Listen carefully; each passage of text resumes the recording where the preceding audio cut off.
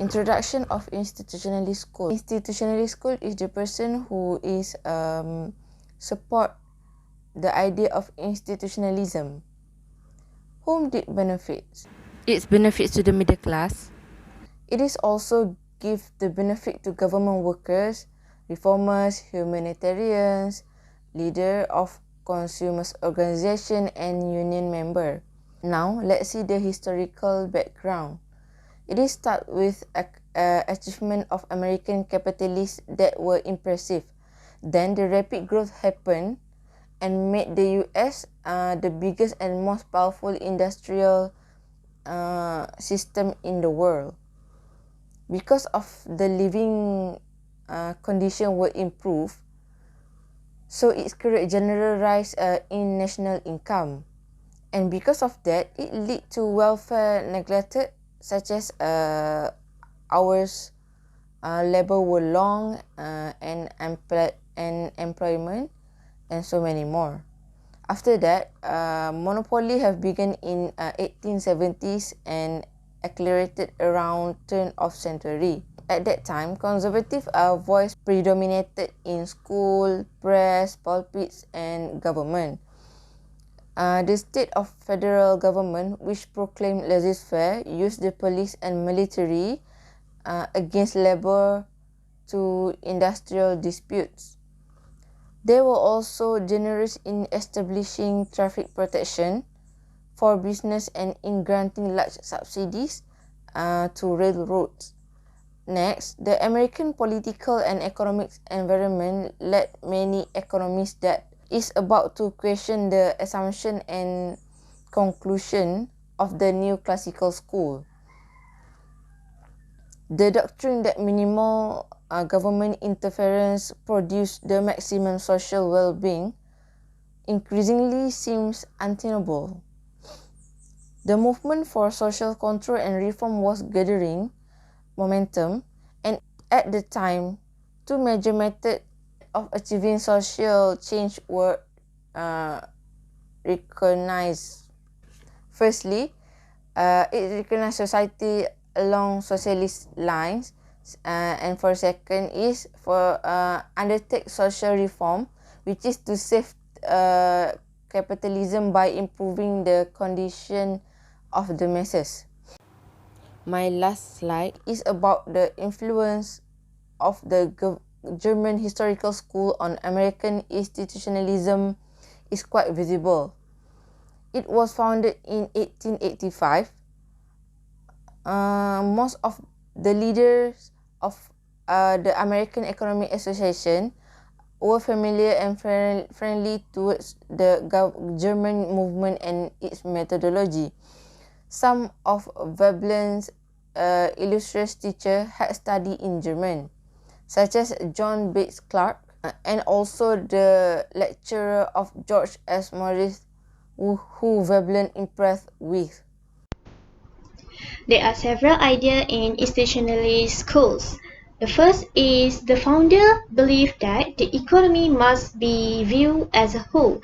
This is because economy are linked to each other with politics, sociology, and other areas of human belief and experience. They also focus on institution itself because the institutions are accepted as a fundamental part of the culture, and it is including the habits, law, the modes of thinking, and the way of living. They also believe that the economy is regulated by the institutions, not by the economic law. That is why they are more interested in analyzing and reforming the institution of credits, the monopoly, and also the distributions of the income. They also developed the Darwinians that economy must be involved in evolution approach. It is using in economic analysis because it is society and institutions constantly changing, and this approach require knowledge not only from the economic fields but from other study fields like historical, the political science, and also the physiology. And they also reject the idea of the equilibrium, normal equilibrium. This is because For them, it is possible to have cumulative changes, and when it happens, it can harm the economy and the social goals. And they also believe that with the government control, government can overcome the deficiency that happen in the economy. So it happens several clash of interest in institutions. So they conduct the government to reconcile and to override the clashing interests to build more efficiency working of economic system. So they also develop the democratic reform in order to bring more wealth and more income. And they also deny the market prices and the laissez-faire, and they also favor the larger role for the government to conduct the economy and the social affair. The institutional are valid in its times because many of their criticisms on the orthodox theory uh, are valid and help to revise the type of theory to make it more tenable to that era.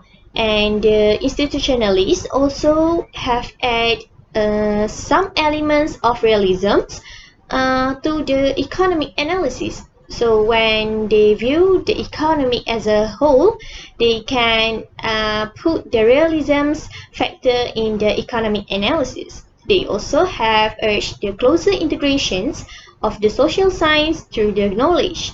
So by doing that, they can reducing the gap between the economic theory and the economic practices itself.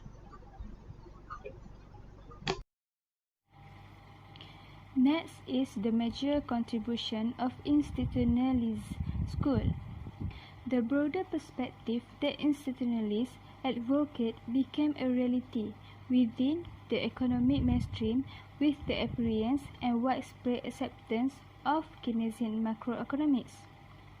In fact, with their aggregate approach, their prescription for stabilizing the economies and their attraction to political liberals, Keynesianism and post-Keynesianism tended to co-opt and supersede institutionalism.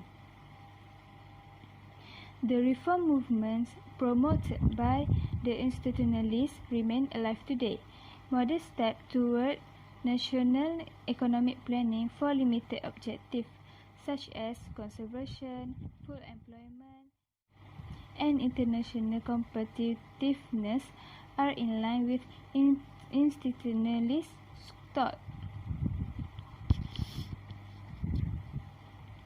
Legal protection of unionism, social insurance, and minimum wage and maximum hour legislation are all legacies of institutionalist challenge to orthodox economic thinking.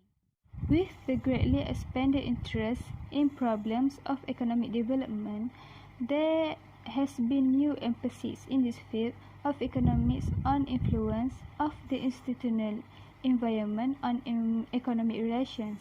By their nature, the problems of economic development involve diverse cultural factors and are dynamic and evolutionary.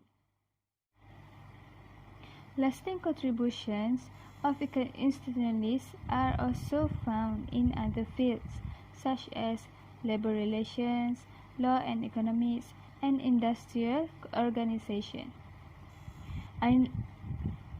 Ironically, some of the more innovative neoclassical contributions of the past 3 decades consist a new institutional analysis. For example, orthodox economists have analyzed such divergent institutions as property right, seniority, retirement policies, and the family. But unlike the old-line institutionalists, there are new theories that have sought to determine the economic relationality of institutions, the economic logic underlying their emergence, and how their presence currently contributes to or detracts from economic efficiency.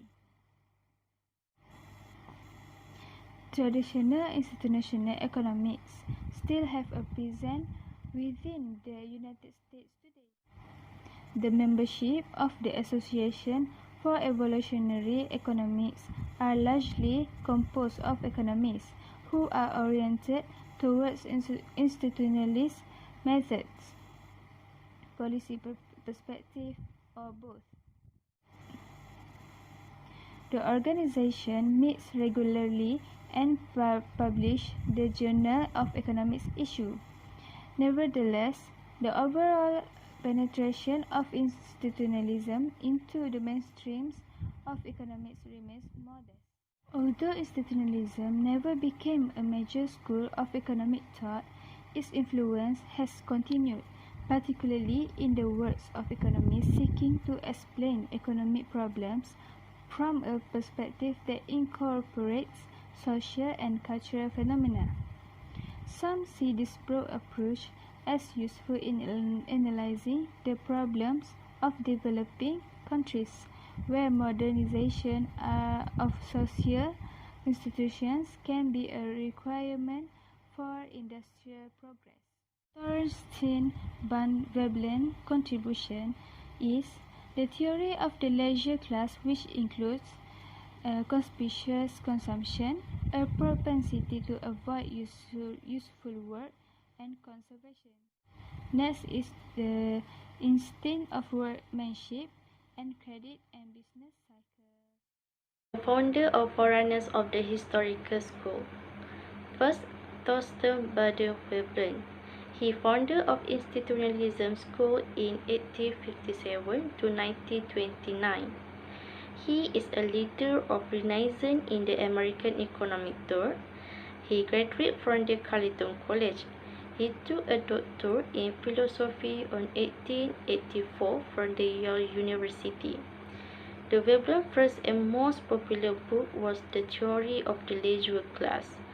The Theory of the Leisure Class, published in 1899.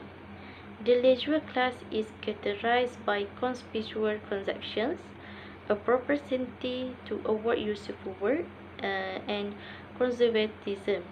Some other of the book writing by Veblen include: first, the theory of business enterprise; second, the instinct of workmanship and the stake of the industry art; the third is the engineer enterprise system; four is absentee ownership and business enterprise in recent time; five is essay in our changing order. The second founder is Wesley Clay Mitchell in 1874 to 1948. Wesley Clay Mitchell was Veblen's most brilliant student. Received his PhD from the University of Chicago in 1899. The importance of empirical investigations: first, business cycle. That's theory of business cycle, a working hypothesis. The second is social planning, is to promote careful social planning or national planning. The third founder is John Kenneth Galbraith in 1908 to 2006. John Kenneth Galbraith, born in Canada, and John Kenneth Galbraith studied at the University of Toronto and California. John Kenneth Galbraith is a membership on the board of editors of Photo magazine, ambassador to India during the Kennedy administrations. John Kenneth Galbraith was professor of economics at Harvard University, and John Kenneth Galbraith also chairman of the American for Democratic Action. Among his work is first, American Capitalism, the concept of countervailing power. The second is the urban society, and the third is the new industrial state. The conviction for institutionalist school. The institutionalist school have gave a good impact, for example, for orthodoxy theory. The institutionalists challenge the development of rigid orthodoxy in economic thinking. The institutionalists stress on looking of economy as a whole part of evolutionary process and in an institutional setting added element of realism to economic analysis. Many of the criticism of orthodoxy theory were valid and had to revise that type of theory to make it more tenable. And next, criticism to institutionalist school. First, in certain respect, institutionalism is abstract and is based on unreal assumption which render it unsatisfactory to the scientists. And second, like the others classical economic, the economic man of the institutionalists has seemed to be real. They have treated man as a more creature of habit. And third, their thought lead to the adoption of the test of survival, which is not only a strong materialistic concept but its vogue. And for personal opinion, by institution, individuals are not merely constrained and influenced jointly with our natural environment and our biotic inherit. As a social being, we are constituted by institution. They are given by history and constitute our social economic flesh and blood, and this proportion must cohabit with the more widely accepted and equality validation that institution knowingly and unknowingly are found and changed by individual. That's all from me. Thank you.